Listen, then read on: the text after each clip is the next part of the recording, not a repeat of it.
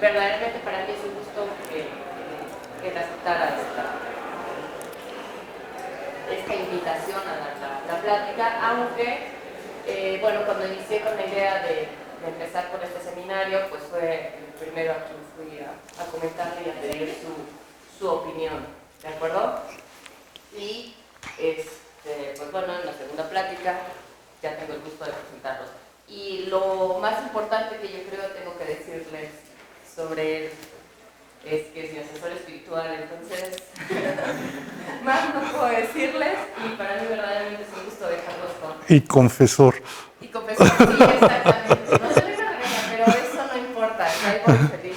Bueno, cuando quieran oír un buen chisme de Viviana, yo no respeto el secreto de confesión porque me encanta el chisme, entonces... Bueno, gracias Viviana por la invitación y por la presentación. Decidí hacer un popurrí de temas de física, de matemáticas, de química, de biología, al menos uno de cada uno, y tomarlos como pretextos para ir repasando lo que son los principales rasgos de la teoría de los sistemas complejos. Como muchos de ustedes han de saber, está muy en boga de unos 20 años para acá la teoría de los sistemas complejos, pese a que no tenemos todavía una definición universalmente aceptada de lo que es complejidad. Hay una idea, hay ideas muy intuitivas, pero una definición completamente que acepte toda la comunidad no la hay. A mí no me preocupa mucho, porque hay cosas que nosotros podemos entender aun que no haya definiciones. Y en el lenguaje cotidiano yo le digo al compañero, defíneme amor. Pues nos quedamos patinando, ¿de acuerdo? Pero todos tenemos una idea muy clara de lo que es el amor y de lo que es el amor filial, el amor fraternal, el amor erótico, el amor de todos los amores. Tenemos una idea muy clara sin necesidad de definición. Entonces, si no vamos a definir lo que es una complejidad y por lo tanto no podemos definir lo que es un sistema complejo a menos que tengamos una definición de complejidad, yo prefiero caracterizar lo que es la complejidad y caracterizar lo que es un sistema complejo por los rasgos reconocibles, cuantitativos y cualitativos que se pueden determinar de un sistema para saber si es complejo o no es complejo. ¿Estamos? Entonces, la plática va a girar en torno a lo que se llama dinámicas antagónicas y voy a, como les dije, a sacar ejemplos de varias disciplinas. Una, para entender lo que son las dinámicas antagónicas y cómo es que las dinámicas antagónicas son la verdadera fuerza motriz que crea la diversidad, las formas y los comportamientos complejos de la naturaleza. ¿De acuerdo? Entonces, como somos poquitos y esta sala es linda porque estamos cerca los unos de los otros, en cualquier momento me hacen alguna pregunta, algún comentario o algún cuestionamiento. ¿Juega? No me molesta, al contrario, me gusta mucho que haya interacción entre ustedes y yo. Y pues vamos comenzando con la definición de lo que es el equilibrio según la Real Academia de la Ciencia. Léanlo por favor y no se rían. Pero si esta es la definición de la Real Academia de la Ciencia, por eso es que es tan criticada la Real Academia de la Ciencia, porque francamente es una definición chafísima de lo que es equilibrio. ¿Estamos? Entonces, vamos a empezar a hablar de las diversas concepciones, acepciones que tiene la palabra equilibrio en la ciencia, y vamos a ver que incluso nos hacen falta algunas caracterizaciones para algunos tipos de equilibrios que son más complicados de lo que nos imaginamos. Todos ustedes saben por el idioma lo que es equilibrio. Equilibrio es que está así, que puede que se caiga, que no se caiga, pero que se mantiene. Un equilibrista es una persona que está así entre que se cae y no se cae, etcétera, etcétera. Pero vamos a hablar un poquito ya más formalmente de los tipos de equilibrio que se manejan habitualmente en las diversas disciplinas, y vamos a ver que hay nuevos y que son muy interesantes. Entonces, aquí imagínense todos, ¿verdad? un sistema mecánico con una cavidad y una pelota. Nos queda claro que si soltamos la pelota se va a ir al fondo y ahí se va a quedar. Entonces, esto es lo más elemental y esto le llamamos un equilibrio estable. También es elemental y muy fácil de entender lo que es un equilibrio inestable. Con mucho cuidado colocamos la pelotita encima de esta lomita y si la colocamos con el suficiente cuidado, pues no se va a rodar, no se va a caer. Pero cualquier pequeña perturbación, una mosquita que pase por ahí volando cerca, la inclina hacia uno de los dos lados y se cae. ¿De acuerdo? Entonces llevamos dos, el equilibrio estable y el equilibrio inestable. Los dos tienen la característica de ser estáticos. Entonces vamos a hacernos la idea que también hay equilibrios, aunque exista movimiento. Por ejemplo, acá que tengo acá, es un tabique que va resbalando sobre el piso, acá lo va jalando una fuerza, pero esta fuerza se ve contrarrestada por la fuerza de la fricción. La fuerza de la gravedad, por la tercera ley de Newton, se ve contrarrestada con la reacción del piso hacia el objeto, y el resultado es que este objeto se desliza hacia la derecha, pese a que la suma de todas las fuerzas es cero. ¿Juega? Entonces, ahí podemos empezar ya a definir las cosas. Vamos a decir que algo está en equilibrio si la suma de fuerzas que actúan sobre él, sobre el objeto, es cero, pero eso no excluye la posibilidad de movimiento. ¿Juega? Entonces aquí tenemos un caso de un equilibrio dinámico. Hay equilibrios dinámicos en todas las disciplinas que ustedes quieran.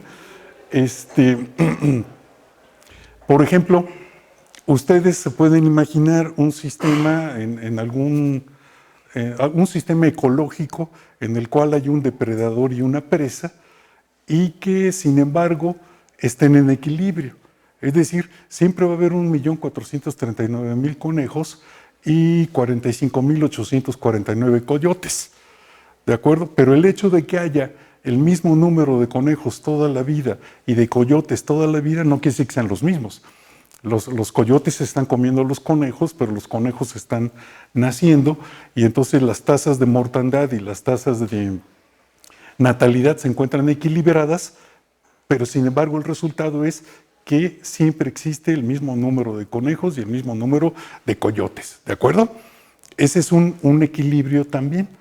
En química, imagínense ustedes una reacción química reversible, de tal manera que lo que va para allá es lo mismo que va para acá y al mismo tiempo nos da la impresión de que la situación es estática. Lo vemos desde afuera y vemos, aquí no está pasando nada, porque la concentración de estas sustancias es invariante ante el tiempo y lo mismo la concentración de estas sustancias. Pero no, hay una dinámica reactiva que hace que los compuestos de aquí reaccionen, se vayan para allá y los de acá se vayan para acá. Una reacción reversible. ¿De acuerdo? Entonces, de esos ejemplos vemos muchos en la naturaleza. Unos un poquito más interesantes desde el punto de vista de la teoría de los sistemas complejos son este de aquí. Este de aquí, si colocamos la pelotita en la posición 1, es como este de acá. Si colocamos la pelotita en la posición 2, es como este de acá. Entonces, este equilibrio, diríamos, es un equilibrio estable. Es un equilibrio estable, pero hay que hacer la aclaración de que se encuentra en equilibrio aunque no está en el mínimo de energía del sistema. ¿Me explico? ¿Por qué? Porque el mínimo de energía del sistema se encuentra aquí. Pero para pasar de aquí a aquí, tengo que pasar una barrera de potencial hasta que se equilibre de este lado. Entonces, los equilibrios que aparentemente son estables, pero que no se encuentran en el mínimo de energía del sistema, se llaman equilibrios metaestables. ¿Juega? ¿Y cuáles van a ser los más interesantes? Lo que se mezcla de todo. Equilibrios metaestables, pero dinámicos, y de esos vamos a empezar a hablar dentro de algún momento. También, Imagínense un ejemplo en química. De repente sucede que tenemos un átomo de lo que ustedes quieran, llega un fotón, excita a uno de los electrones que brincan a un estado más externo, y ahí se quedan tantito. Ahí se quedan tantito, un rato, antes de regresar y devolver al ambiente el fotón que hace la energía entre los dos orbitales. ¿Se entiende la situación? Entonces, todo el tiempo en que el electrón se encuentra en un orbital que no es el de mínima energía, que puede ser mucho tiempo, entonces se dice que el electrón está en un estado metaestable. ¿Estamos? Y pues, si nos ponemos aquí a rascarle, podemos encontrar muchos otros ejemplos, pero por él le vamos a dejar. Ahora vamos a ver un equilibrio más interesante desde mi punto de vista. Y es, imagínense ustedes el reloj de la abuelita. El reloj de la abuelita tiene un péndulo, que es el sistema oscilatorio mediante el cual obtenemos la medida del tiempo, pero un péndulo se detiene por la fricción del aire, por la fricción del mecanismo que lo está sosteniendo. Entonces tiene que haber un sistema de alimentación mecánica que compense la pérdida de energía por fricción. Y por eso es que hay que darle cuerda al reloj. Entonces, pero sin embargo, el movimiento del péndulo es un movimiento completamente periódico. Si lo vemos en el espacio-fase, donde aquí estoy graficando el ángulo que hace el péndulo con la horizontal y acá la velocidad, vemos nosotros dos cosas que ya sabemos desde chiquitos, que cuando el péndulo está funcionando, entonces la relación entre la posición y la velocidad es cíclica. Esto en matemáticas se llama un ciclo límite y ahí se queda. Pero si llegamos de traviesos y lo detenemos un poquito, el péndulo, pero sin pararlo por completo, otra vez vuelve a agarrar la onda y empieza a aumentar su amplitud hasta que regresa a la amplitud original. Eso está indicado con estas flechas. Regresa a la amplitud original. Si llegamos y le damos un impulso, entonces se viene hasta por acá y empieza a dar, a oscilar con amplitudes muy grandes, pero luego pierde energía y otra vez regresa a donde le gusta, al ciclo límite. Entonces vamos a decir que el ciclo límite es un equilibrio, pero ya no es un equilibrio puntual como el de las pelotitas que vimos hace rato, es un equilibrio cíclico. ¿Estamos? Bueno, entonces ya se van poniendo bien las cosas.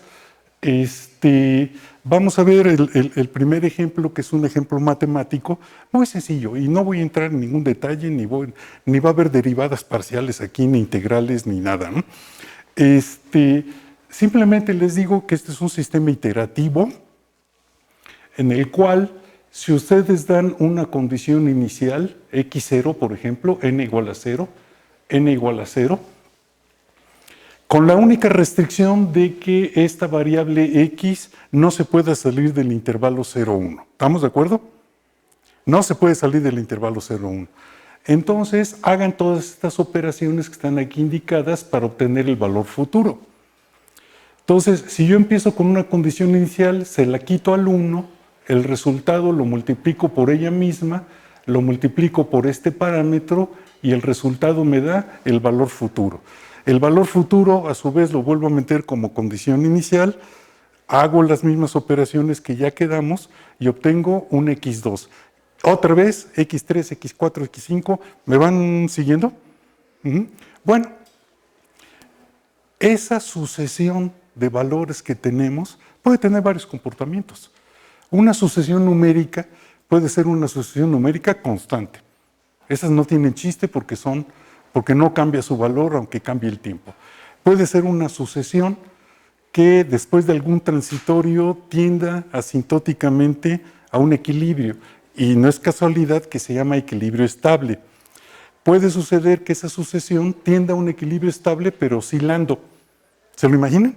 Es como la pelotita que teníamos en la cavidad que oscila antes de llegar al punto de equilibrio. Pero aquí puede haber cosas novedosas. Puede ser que esa sucesión sea periódica. y puede suceder que tenga periodos de varias magnitudes. Pero lo más interesante es que si yo voy siguiendo la historia de un punto de equilibrio de esta sucesión, de repente ocurre algo que nos encanta a los matemáticos, que se llama una bifurcación, y de tener que es asintóticamente estable, ahora tiene periodo 2. Un número en los tiempos pares está acá, en los tiempos non está acá, y se la pasa oscilando. Pero si aumento yo el valor del parámetro R, aquí tengo el valor del parámetro, ocurre una siguiente bifurcación y tengo periodo 4. Ocurre una siguiente bifurcación y tengo periodo 8. Ocurre una siguiente bifurcación y tengo periodo 16. ¿Y qué es lo que va a pasar? Lo que va a pasar es que todo matemático sabe que una sucesión creciente y acotada tiene límite, converge. Aquí el límite converge más o menos como por aquí, a periodo 2 a la n, 2 a la infinito. Entonces quiero que todo el mundo haga un esfuerzo de imaginación, háganle así, fuerte, fuerte, fuerte, y se imaginan qué quiere decir una función que es periódica, pero de periodo infinito. Ah, ¿ya estamos? Pues es muy sencillo, porque si una función periódica es una función cuya gráfica se repite después de un intervalo que se llama el periodo, ¿verdad? Imagínense ustedes, no lo estoy pintando, imagínense ustedes este perfil. Si esta función, su gráfica completa, la obtengo copiando el perfil original y lo vuelvo a copiar, entonces digo que el tamaño del intervalo que contiene todo lo esencial se llama un periodo y que después la estoy repitiendo periódicamente. Fíjense que esto es muy chido porque una función periódica es absolutamente predecible. Si la función es periódica, yo puedo hacer predicciones, no importa hacia qué tan lejano sea el futuro. Si esta función yo les digo, fíjate que es periódica y de periodo 2, entonces me dicen ustedes, a ver cuánto vale esa función en 4.383.499. Yo les digo, espérame tantito, ¿verdad? Calculo ese número que ustedes me dijeron, módulo 2, y como me queda una copia idéntica que la que yo tenía, entonces evalúo fácilmente la función. Bueno, y si la función tiene periodo 4, necesito más información para poder hacer predicciones.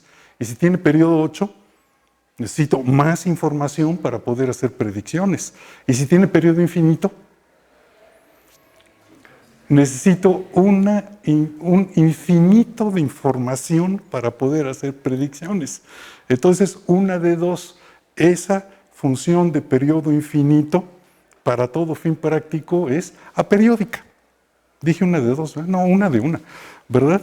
Esa función de periodo infinito es periódica, pero para poder predecir su futuro necesito una infinidad de información, por lo tanto, para todo fin práctico es aperiódica, y eso se llama caos en matemáticas. Es padrísima la teoría de caos. Les recomiendo mucho que los que no la hayan echado un ojo, le echen una vista, ¿verdad? Porque la teoría de caos guarda muchísimas sorpresas. Al principio, cuando recién se descubrió, se pensaba que era indistinguible del azar. Y la gente nos volvemos, fíjense que eso pasó cuando yo era estudiante, y nos volvemos loquitos porque el mecanismo para ir avanzando en el tiempo es completamente determinista. Y sin embargo, su comportamiento es totalmente impredecible. Entonces nos dolía la cabeza de tratar de imaginarnos algo que es 100% determinista, pero que sin embargo es absoluta e intrínsecamente impredecible. Eso es el caos. Si vinieron ustedes a la plática de Germinal hace un mes, ¿verdad? Germinal, a él le cayó el 20 luego, y dijo, no, el caos es desmadre armónico.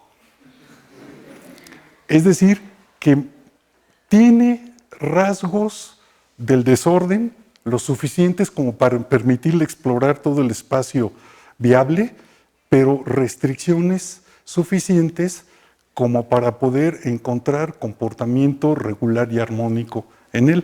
Tiene lo mejor de los dos mundos, lo mejor del orden y del desorden. ¿Hay alguien aquí de biología? Déjenme decirles que les recomiendo mucho que lean el libro que se llama El azar y la necesidad, de un gran premio Nobel de biología. Es el primero que descubrió un fago. No, un operón ¿cómo se llama? De Escherichia coli. Pero no me acuerdo cómo se llama. Ayúdeme. Premio Nobel de biología, bien abusado, y que escribió el libro que se llama El azar y la necesidad. No me voy a acordar. Entonces, se los debo, o si alguien que lo esté buscando ahorita lo encuentra, tienen que leerlo, porque, sí. Es de Jacques Monod. Jacques Monod. Léanlo. No solamente los biólogos, también los no biólogos. Es un excelente libro. El azar y la necesidad es como decir el desorden contra el orden. Y esa ha sido una pelea que ha tenido la humanidad desde que es humanidad. ¿Verdad? ¿Qué existe entre el desorden total, lo que llamamos azar, y el orden absoluto, que es lo que llamamos el orden cristalino? Vamos a seguir hablando de eso a lo largo de esta charla. Antes les presento otro ejemplo. No, es que aquí se me olvidó. Ahí está. Aquí se me olvidó decirles que el valor futuro, ¿lo ven? ¿Sí? Si la X es muy pequeña, esto es muy cercano a 1. Síganme, por favor. Entonces quiere decir que esto crecería de manera proporcional al valor anterior. Y eso crece exponencialmente. Sin embargo, si la X empieza a crecer mucho, ¿verdad? Acuérdense que el límite es 1. Solamente puede estar entre 0 y 1. Entonces se va acercando al 1, el valor de X, y esto se va acercando al 0. Entonces quiere decir que el valor futuro es una lucha de un mecanismo de crecimiento contra un mecanismo de inhibición del crecimiento. Es una dinámica antagónica entre la tendencia natural intrínseca por el hecho de poseer una tasa de natalidad intrínseca de la población, pero que se ve inhibida por efectos de hacinamiento si la población crece demasiado. Entonces, una fuerza que dice, arráncate para arriba, y otra que le dice, no, porque no se puede, ya somos muchos, no se consigue alimento, no consigo chava, las enfermedades se propagan muy fácilmente cuando la densidad es muy grande. ¿De acuerdo? Entonces, es el primer ejemplo de dinámica antagónica que estamos mirando. El siguiente ejemplo de dinámica antagónica es el llamado sistema de Lorentz. Es un sistema de ecuaciones diferenciales. Lorentz estaba fregado, el pobre, porque él era meteorólogo. Y díganme ustedes una profesión, una disciplina en la cual la sociedad le exija más poder de predicción que a los meteorólogos. Creo que no hay. La sociedad les exige, ¿verdad?, predicciones y predicciones lo más precisas que se pueda. Entonces, él estaba resolviendo las ecuaciones de Navier-Stokes, que son las ecuaciones que rigen la dinámica de los fluidos. Los físicos son bien chistosos. La ecuación de Navier-Stokes es una ecuación espantórrica por completo, horrible, pero la tienen y funciona porque ha sido derivada a partir de primeros principios, o sea, de que vale. Pero entonces lo que hacen es, van haciendo hipótesis simplificadoras para reducir la dificultad. Entonces dicen, vamos a suponer que la densidad del fluido es constante. Por lo tanto, todos los términos que tienen la derivada de la densidad del fluido son 0 y se van a la goma. Vamos a suponer que los efectos gravitacionales son despreciables. Entonces, todo lo que tenga que ver con derivada del cambio de la gravitación, ¿verdad?, se van a la goma. Vamos a suponer que el efecto que estamos en una localidad y el efecto de Coriolis no fifa. Le van tachando, y a la ecuación tan fea le quedó esto Lorentz. Entonces, es un modelo simplificado de la interacción atmósfera-océano. La interacción atmósfera-océano es la máquina del clima en nuestro planeta. De ahí se genera todo el clima, en la interacción atmósfera-océano. Le quedó esta ecuación. Fíjense que en esta ecuación la velocidad de crecimiento de X se ve castigada por el tamaño mismo de la X. Supongan ustedes que la Y es constante y que esta ecuación no pinta, pero el crecimiento de Z se ve beneficiado por el crecimiento de la X. Entonces ahí hay una dinámica en conflicto, ¿verdad? ¿Por qué? Porque la Z crece si la X es grande, pero la manera de que la X sea grande es si en este término la Z es pequeña. Pero la Z es pequeña si esto es grande. Y así nos podemos ir razonando de que una crece a expensas de la otra, pero la otra le hace falta a la una. Entonces tenemos que las variables están en conflicto. Y la solución, es preciosa la solución de este sistema de ecuaciones. Entonces denme un segundo para decirles que si yo le pongo aquí, por supuesto que ya escribí el programa, se los enseño rápido. Lore. Ay. Gracias. ¿Dónde está la Y? Aquí. No lo traigo. Ah, es que está dentro de Viviana. Entonces ahora sí. ¿Está? ¿Lo ven? Lore.pi, sí, ¿verdad? Entonces ayúdenme por favor.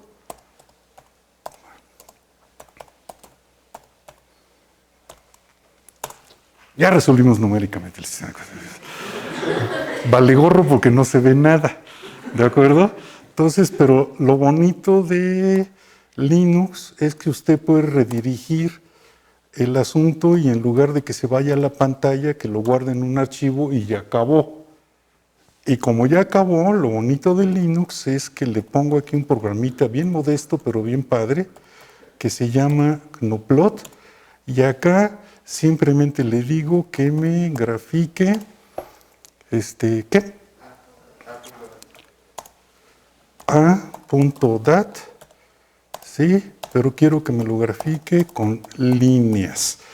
Entonces son 3 variables, son 3 ecuaciones diferenciales. El dibujo me tiene que salir en, no, es que es, en inglés tiene que ser, ¿sí? Entonces ahí está. Entonces la trayectoria es la solución del sistema de ecuaciones diferenciales. Y bien, ¿cuánto tiempo nos costó resolver numéricamente las ecuaciones diferenciales? Nada. Así de rápido nos fuimos y lo que sale es realmente asombroso, porque miren ustedes que déjenme dejarlo así tantito para discutir un poquito de por dónde va el asunto. Hay una condición inicial que está aquí. Resuelve el sistema de ecuaciones diferenciales, se viene acá y se agarra dando vueltas aquí. Y cuando uno pensó, pues no, hay un atractor cíclico aquí, no, de repente se brinca para acá y se agarra dando vueltas aquí.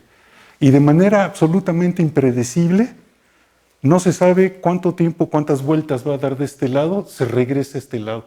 Y así se la va pasando.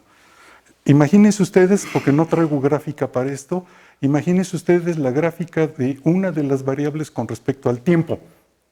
La X, por ejemplo, con respecto al tiempo. El hecho de que aparentemente oscile quiere decir que viene aquí. Pero luego se pasa y empieza a oscilar para allá. Se baja y empieza a oscilar para acá, pero el número de oscilaciones es impredecible. Eso se llama caos. Es absolutamente impredecible. Entonces, se imaginan el pobre de Lorentz, ¿verdad? Él mismo siendo meteorólogo encontró que la meteorología es una ciencia intrínsecamente impredecible. Y me van a decir, entonces la chica del clima, ¿qué? Pues sí le podemos creer, pero hay una cosa que se llama el horizonte de predictibilidad, y para el caso del clima el horizonte de predictibilidad es como de 4 días. Si van a organizar una fiesta en un jardín y ven el clima para 10 días y dicen no va a llover, no le hagan caso. Está fuera del horizonte de predictibilidad. ¿Juega? Hay muchos otros fenómenos caóticos que tienen horizontes de predictibilidad de diferente magnitud. Se sabe, por ejemplo, que el sistema solar planetario es inestable. Es decir, en cualquier momento llega un cometa de la nube de Oort, mete una perturbación y se rompe el sistema solar planetario y la Tierra se va literalmente por la tangente. Entonces, pero se sabe que eso no va a ocurrir en los próximos 16 millones de años. Ese es el horizonte de predictibilidad. ¿De acuerdo? Entonces, los fenómenos caóticos son absolutamente impredecibles, pero tienen un horizonte de predictibilidad que puede ser chiquito o puede ser grandote. Y el otro comentario que les quería hacer yo, porque tiene que ver, déjenme ver si encuentro la orientación que... Esa. Es que entonces a Lorentz le encantó, esto se llama el fractal de Lorentz, le vio cara de mariposa y esto se llama la mariposa de Lorentz. Pero se ha extendido a una de las propiedades más características del caos, que se llama sensibilidad en las condiciones iniciales. Quiere decir que si en lugar de empezar con la condición inicial que empezamos, empiezo con una cerquititita, lo que quieran cerquititita, ¿sí? Al poquito tiempo van a diverger los dos caminos. Creo que no lo dije bien. Empezamos con dos condiciones iniciales muy cercanas, al poquito tiempo ya no se va a reconocer que vinieron de un lugar tan cercano, porque de hecho la divergencia es exponencial, en promedio.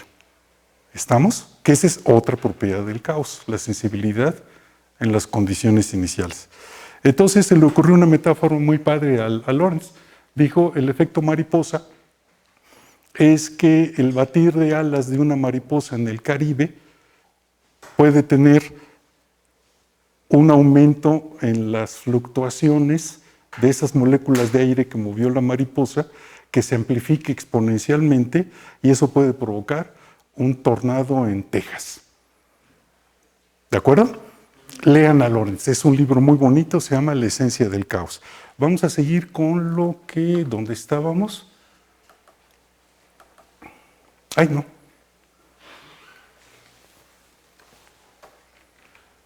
¿Dónde estábamos? En esta, ¿verdad? Bueno, la simulación de la... ecuaciones de Lorentz. Aquí. Entonces vámonos aquí. Un segundo. Start from the current slide. Sí, dígame. Como que no me quedó claro cuando dijiste lo de que estaban muy cerca. Sí. Lo que pasa es que las condiciones iniciales están en un espacio abstracto que se llama el espacio fase.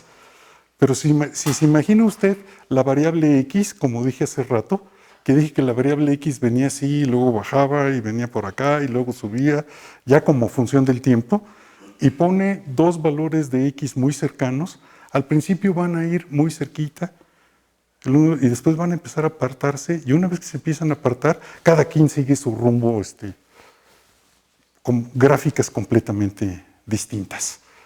¿Sí? En la gráfica que estaba anterior, ¿las condiciones iniciales eran las mismas? No, es una sola condición inicial. Mire, le cuento un cuento para que agarre la onda de esto de la sensibilidad en las condiciones iniciales. Nos imaginamos todos que estamos en el Pleistoceno. ¿Juega? No sé en realidad si es el Pleistoceno, pero hace mucho tiempo. Y va una abejita, va volando, y la abejita no sabe que el camino la lleva derechito a una tela de araña. Pero cuando ya va distraída para allá, de repente hay una pequeña brisa de viento, pequeñísima, que solamente involucra unas cuantas moléculas. Pero por esas cuantas moléculas que perturbaron su camino, la abejita no cae en la tela de araña y se salva por fracciones de milímetro. Sigue feliz de la vida sin saber lo que le hubiera esperado, va y fecunda una florecita, la florecita da lugar a un fruto, una manzana, la manzana madura exitosamente y cuando ya está madura se cae del árbol, justo cuando abajo van pasando un homínido y una homínida. Entonces el homínido recoge la manzana y se la regala a la homínida Y como la homínida es muy agradecida, le concede sus favores y de ahí sale toda la humanidad. ¿Sí? Entonces, si no hubiera sido por esas 5 moléculas de aire que cambiaron la posición de la abejita, hubiera caído en la tela de la araña y no hubiera pasado nada de lo que sigue. Entonces, presentes muy cercanos pueden conducir a futuros radicalmente distintos. ¿Estamos? Órale. Todo el mundo lo hemos dicho, ¿no? Todo el mundo, chin, se me fue el camión por tantito. ¿Qué hubiera pasado si hubiera tomado el camión? A lo mejor hubiera conocido al amor de mi vida. ¿Y qué pasó? Porque se me fue el camión, pues no la conocí. Entonces, 2 rutas de vida radicalmente distintas, habiendo partido de condiciones muy cercanas. ¿Estamos? Órale. Ahora ya se acabó la parte de matemáticas, vámonos a la física. Eso es un sartén con aceite caliente. Entonces, el aceite está aquí y acá le echamos lumbre. ¿Qué es lo que va a pasar? Que como la lumbre está acá abajo, hay un gradiente de temperatura entre la base del sartén y la superficie del aceite. Por acá estamos calentando, por acá se está disipando el calor. ¿Queda claro? Entonces, cuando ese gradiente de temperatura es muy pequeño,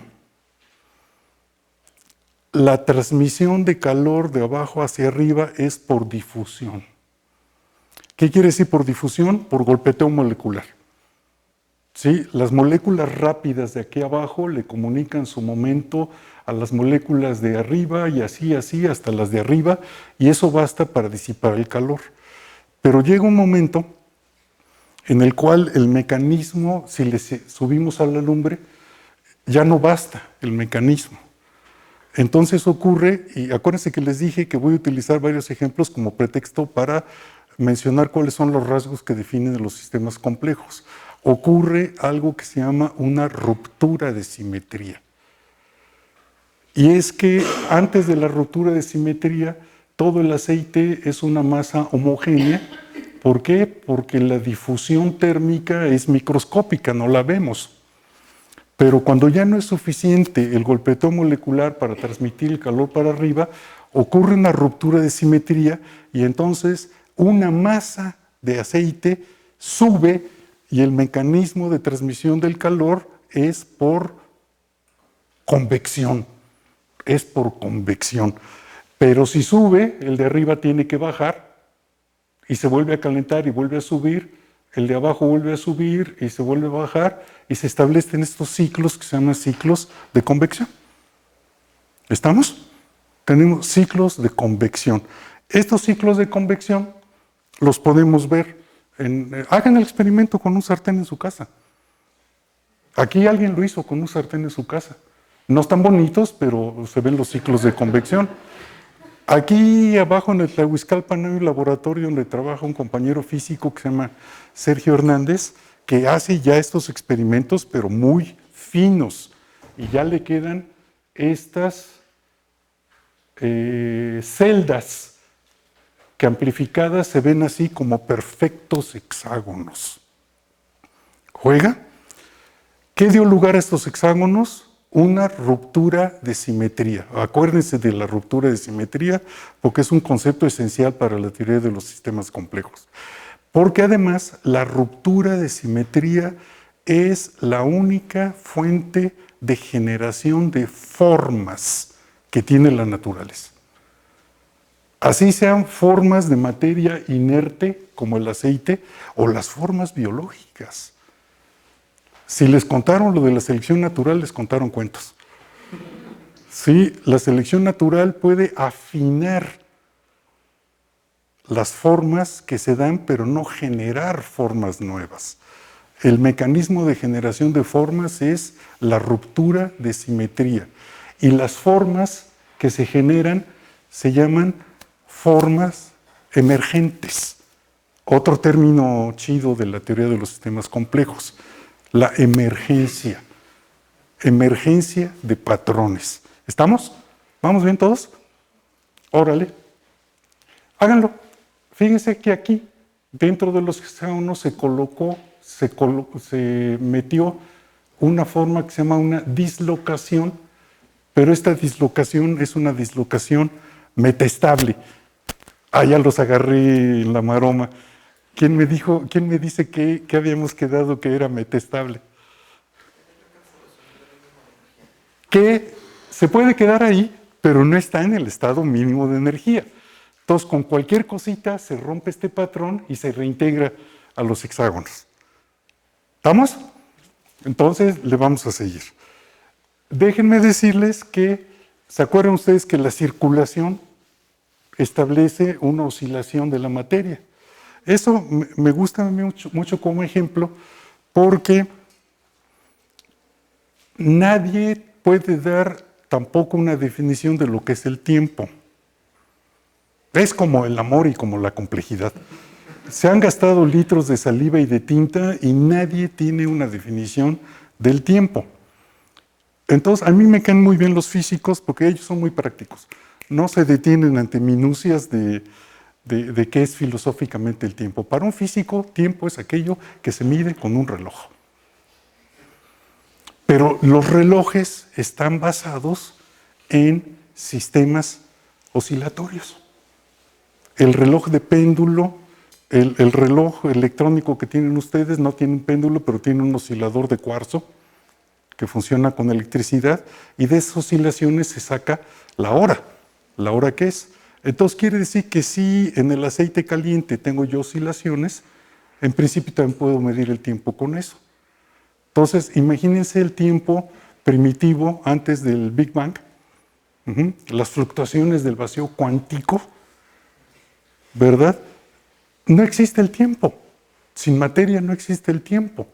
Pero cuando ocurre la primera generación espontánea de pares de positrón-electrón, ¿verdad? Y se viene el Big Bang, empieza a surgir la materia, y la materia tiene procesos cíclicos, intrínsecos, a nivel atómico. En ese momento surge el tiempo. El tiempo también es una propiedad emergente. ¿Juega? No tiene sentido preguntarse qué había antes del Big Bang. Porque si no hay tiempo, no hay antes. ¿Estamos? Órale. Ahora nos pasamos para la química. Me van a tener tantito paciencia porque me voy a pasar 10 minutos de la hora asignada, ¿no? Les presento al señor Belousov y al señor Zhabotinsky. Belousov era un biofísico soviético que trabajaba en el Instituto de Biofísica de la Academia de Ciencias de la Unión Soviética en los años 50. Traten ustedes de imaginarse la Unión Soviética en los años 50, pues era un país devastado por la Segunda Guerra Mundial. Murieron 20 millones de soviéticos, más que de ninguna otra nacionalidad en la Segunda Guerra Mundial. Su industria quedó destrozada, su agricultura quedó destrozada. Entonces, el gran esfuerzo, a ellos no lo ayudaron los gringos con el Plan Marshall. Entonces, pues tuvieron que verse las negras para salir del problema. Sin embargo, no descuidaron la ciencia. Y en la Academia de Ciencias estaba este señor estudiando el ciclo de Krebs. El ciclo de Krebs es una reacción química periódica. ¿Qué quiero decir? Que donde empieza, acaba. Y se la pasa, por eso se llama ciclo, se la pasa dando vueltas. Importantísimo para la vida porque de ahí se generan las moléculas de ATP, que son las conductoras de la energía para nuestro movimiento, para nuestra acción, para nuestro metabolismo en general. Entonces, no le alcanzaba el dinero al señor Krebs, quería reproducir, al señor Belousov, no le alcanzaba la lana, él quería reproducir el ciclo in vitro. Pero entonces tuvo una idea genial. Dijo, ¿y si me consigo compuestos químicos con propiedades semejantes a los originales? Pues tiene que salir algo con una dinámica parecida. Y entonces inventó lo que se llama la reacción de Belousov-Zhabotinsky, que es fantástica porque le colocan ustedes, ponen todos los menjurjes. Déjenme decirles que se puede hacer en casa, en cualquier laboratorio se puede hacer, es muy sencillo. Ponen ustedes todos los menjurjes, le ponen un indicador de pH y es una reacción química oscilatoria. Pasa del rojo rojo oscuro, morado, azul, azul lila, otra vez rojo y otra vez así, ¿verdad? Lo que nunca antes se había visto, porque además contradice toda intuición. La intuición dice que una vez que mezcle usted Coca-Cola con ron, no se va a separar nunca más la Coca-Cola del ron. Entonces, esto fue la primera reacción química oscilatoria que se conoció en la historia. Mandó el paper, se lo rechazaron. Por prejuicios, porque nadie podía entender que una reacción química tuviera oscilaciones autosostenidas. Entonces reafinó sus experimentos, se lo volvieron a rebotar con la advertencia de que si no trabajaba en cosas serias, lo iban a correr porque no estaban para perder el tiempo. Entonces se deprimió mucho, se retiró, se suicidó, y el que terminó el experimento fue Jabotinsky, porque Jabotinsky era muy amigo de un colega de Belousov. Entonces Belousov lo que dijo es: tú eres mi estudiante, pero por favor, como homenaje a... no, lo dije mal. El amigo de Belousov se llamaba Shmoll, y Shmoll tenía como estudiante al Jabotinsky. Y entonces le dijo Shmoll al Jabotinsky: deja tu proyecto y como homenaje al Belousov, afina su reacción para que todo el mundo le crea. Y es una cosa realmente extraordinaria. ¿Me dan permiso? Les pongo una peliculita. A ver, ¿dónde está?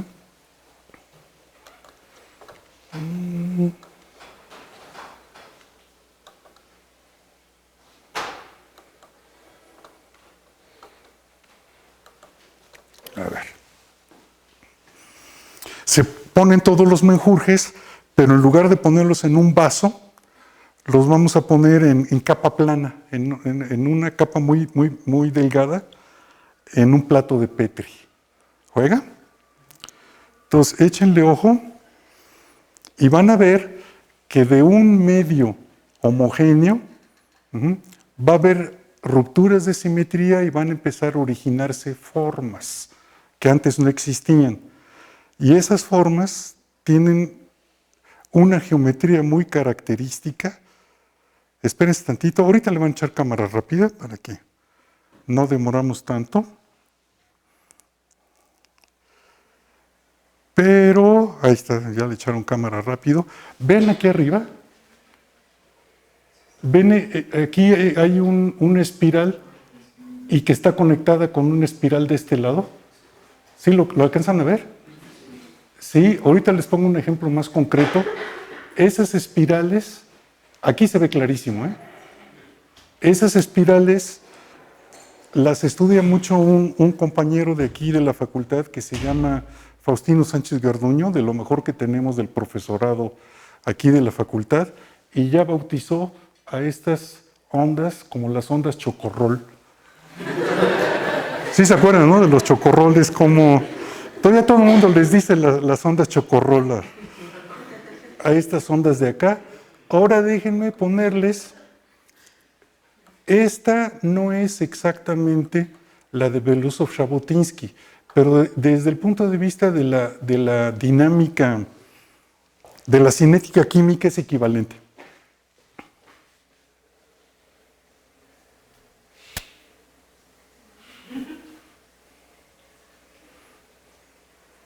Parece magia, ¿verdad? Parece magia, pero son reacciones químicas con oscilaciones autosostenidas, que era un problema terrible que no se podía explicar en la biología. Entonces, ahora ya sabemos que todos los ciclos circadianos, que todos los ciclos que tenemos dentro del organismo son perfectamente compatibles, no solamente con la cinética química, sino con la física de los sistemas termodinámicos fuera del equilibrio. Y estábamos hablando de equilibrio. ¿En qué nos habíamos quedado? Ya se empieza a ir la gente, entonces ya me apuro. Pues aquí tenemos otra vez Quiero definir otro concepto de los sistemas dinámicos, de los sistemas complejos, utilizando que aquí tengo las ondas chocorrol. y que al principio todo esto es homogéneo.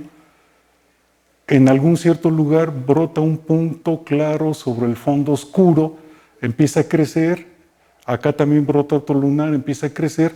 Cuando chocan, esos círculos se rompen, porque un círculo que no se da la vuelta se vuelve espiral.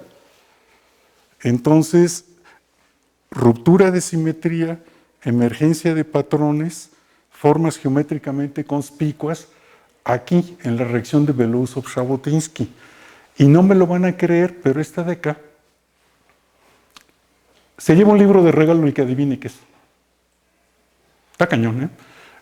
Es el crecimiento de una colonia de amibas. Las amibas Dictostelium, no me acuerdo qué era un Dictostelium, ¿sí? Desde el punto de vista de la geometría, son indistinguibles las dos.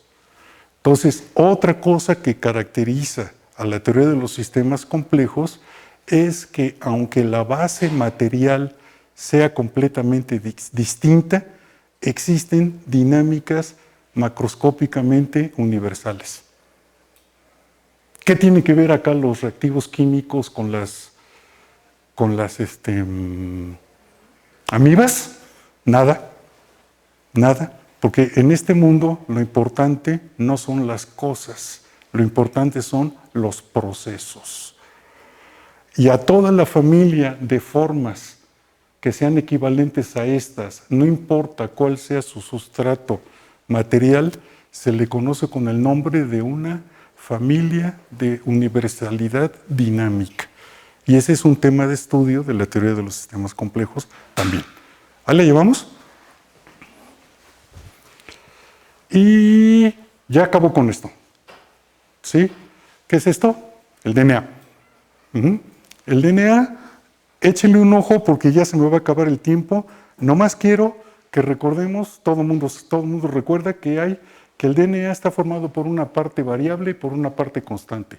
La parte constante no me interesa, es una cadena de azúcar con azufre, me vale gorro. La parte variable sí, porque son los 4 nucleótidos.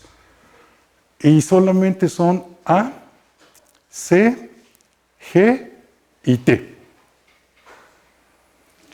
Siempre que de un lado de la molécula está la G, del otro lado está la C. Se llama principio de complementariedad y consecuentemente de un lado la T y del otro lado la A. ¿Juega?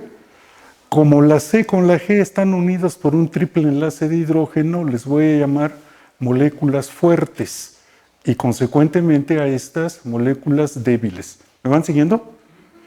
Entonces, si yo tengo la sucesión de letras de un lado, automáticamente sé la del otro lado.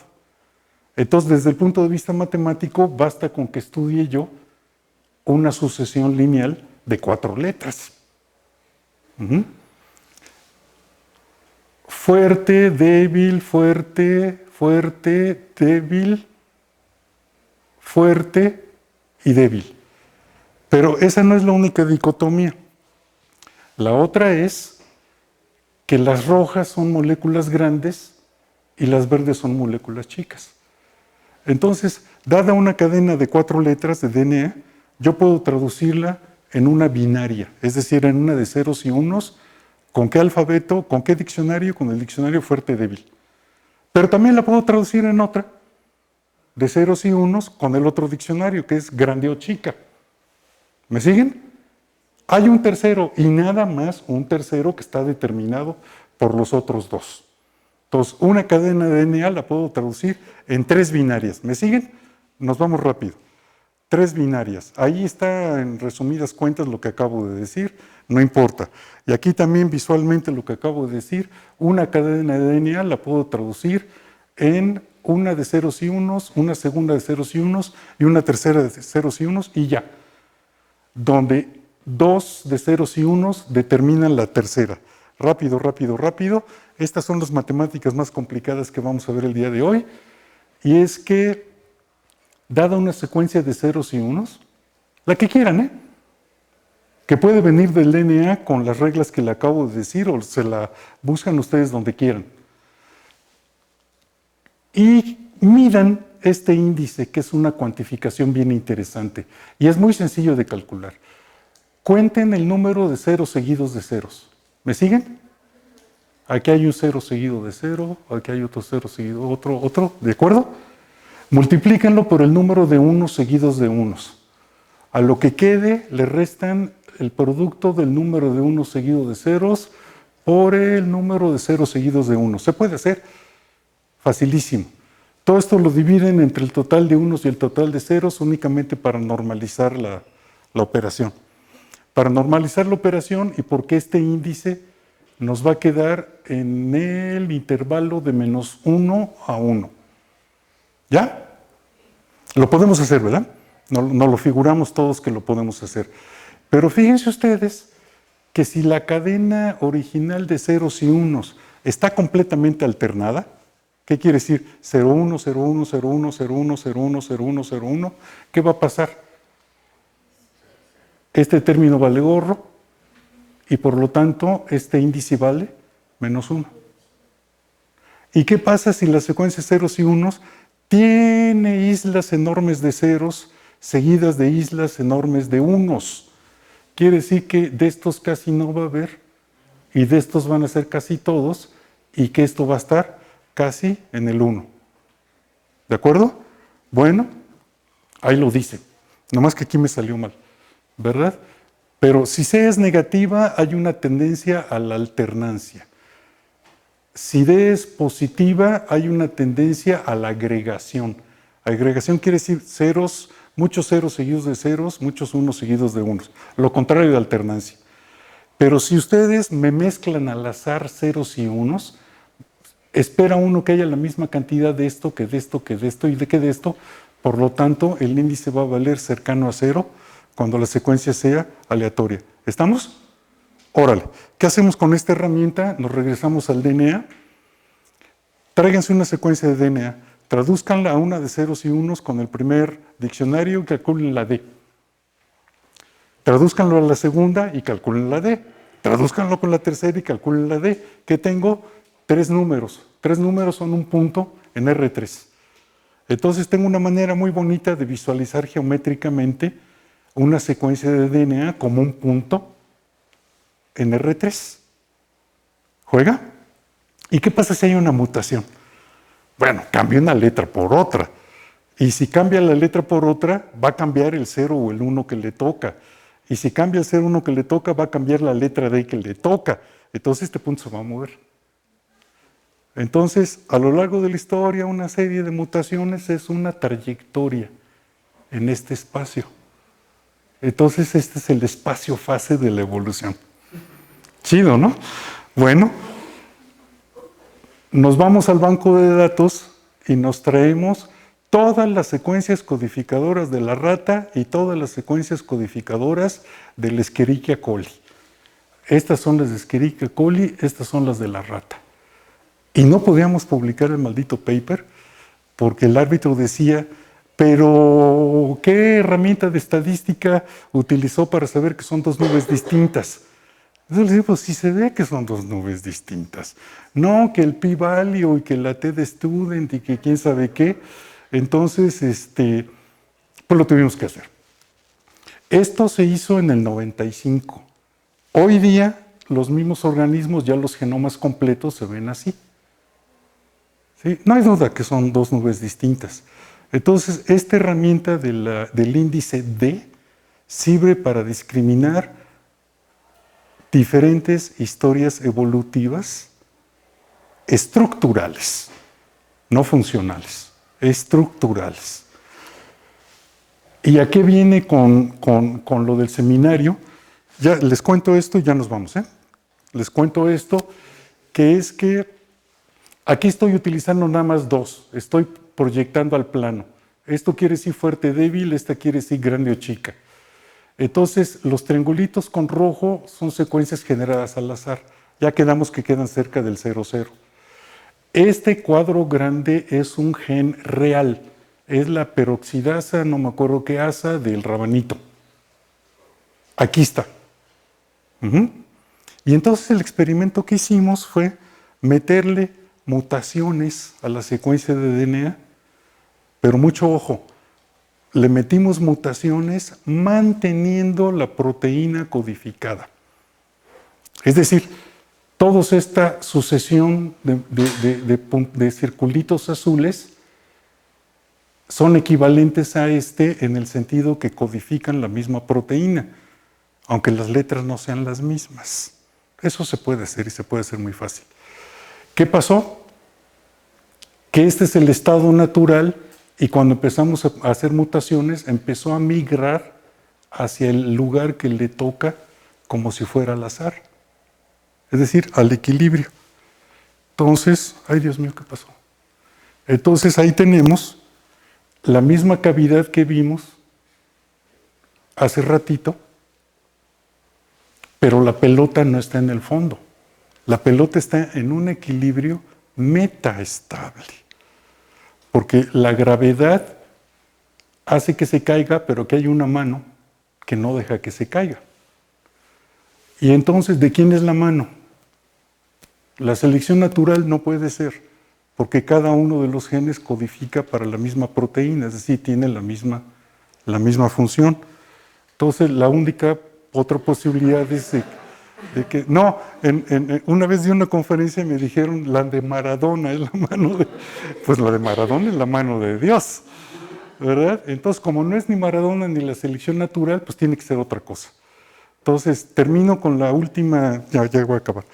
La última transparencia es que el resumen de esta parte es que el DNA ocupa regiones pequeñas en el espacio de representación, que no se encuentra en equilibrio y que especies distintas caen en cuencas de atracción distinta. Entonces, lo que quiero decirles es que, déjenme regresar, aquí, ¿verdad? El 0,0 queda en medio. Entonces, este es un proyecto abierto, ¿eh? El que quiera trabajarle, ahí está la invitación. El azar queda aquí. El DNA sabemos que no es al azar. Pero si nos ponemos a imaginar nosotros el último antepasado común de todos los seres vivos, Luca, le dicen los evolucionistas, el último ancestro común. ¿Quién sabe cómo haya sido? Y nadie lo ha visto y nadie lo va a ver.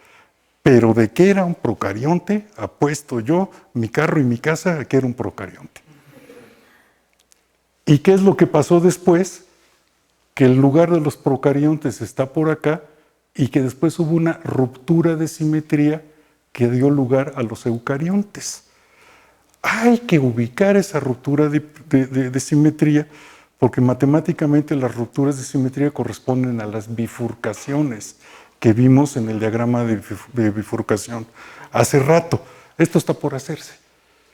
Pero entonces quiere decir que la evolución es el resultado de fuerzas antagónicas.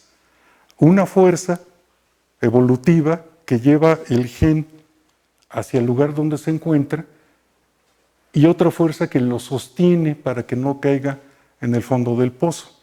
Entonces, a lo largo de todos estos ejemplos que les mostré, estuve mostrando comportamientos complejos que dan lugar a formas que antes no existían, emergencia de patrones, rupturas de simetría, bifurcaciones, y todas son el resultado de dinámicas antagónicas.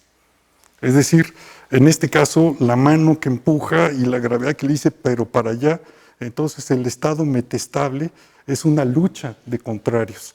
Como era una lucha de contrarios, lo del crecimiento de una población, la tasa de crecimiento que le dice, mándate a crecer, pero las tasas de mortalidad se incrementan si somos muchos. Todos los ejemplos que puse son luchas de contrarios. Bueno, déjenme decirles que por ahí dicen que no hay nada nuevo bajo el sol. Lo estamos descubriendo en la física, la matemática, la biología, las ciencias de la computación, cobijado bajo el nombre de teoría de sistemas complejos. Pero hubo grandes pensadores del pasado que ya lo tenían detectado desde hace 2 siglos. Este es el Friedrich Engels, que escribió un libro muy recomendable que se llama La dialéctica de la naturaleza, y él ya sabía que la generación de comportamientos novedosos en la naturaleza se debe a la lucha de contrarios, al antagonismo, a fuerzas antagónicas. ¿Estamos? Bueno, esto era lo que les quería platicar el día de hoy. Muchas gracias.